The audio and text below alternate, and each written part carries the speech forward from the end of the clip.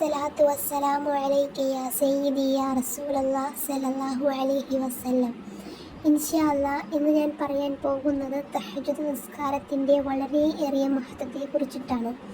കാരണം തഹജ്ജുദ് നിസ്കാരം എന്ന് പറഞ്ഞാൽ രാത്രി സമയങ്ങളിൽ നല്ല ഉറക്കത്തിലേക്ക് പോകുന്ന സമയത്ത് എണീറ്റ് നിസ്കരിക്കുക എന്ന് പറഞ്ഞാൽ അത് ഒരുപാട് ബുദ്ധിമുട്ടുള്ളൊരു കാര്യമാണ്. അതങ്ങനെ നിസ്കരിക്കാൻ പറ്റുന്നുണ്ടെങ്കിൽ അത് അള്ളാഹു ഇഷ്ടപ്പെടുന്നവർക്ക് മാത്രമേ തഹജ്ജുദ് നിസ്കരിക്കാനായിട്ട് പറ്റത്തുള്ളൂ. ആ നിസ്കാരത്തിന് വളരെയേറെ പുണ്യമുണ്ട്.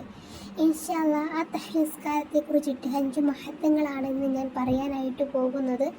ഇൻഷാ അല്ലാഹ് അല്ലാഹു സുബ്ഹാനഹു വ തആല നമുക്കൊക്കെ തഹജ്ജുദ് നിസ്കരിക്കാൻ എണീക്കാൻ അള്ളാഹു ഇഷ്ടപ്പെടുന്ന ദാസന്മാരെ നമ്മളെയൊക്കെ ഉൾപ്പെടുത്തുമാറാകട്ടെ.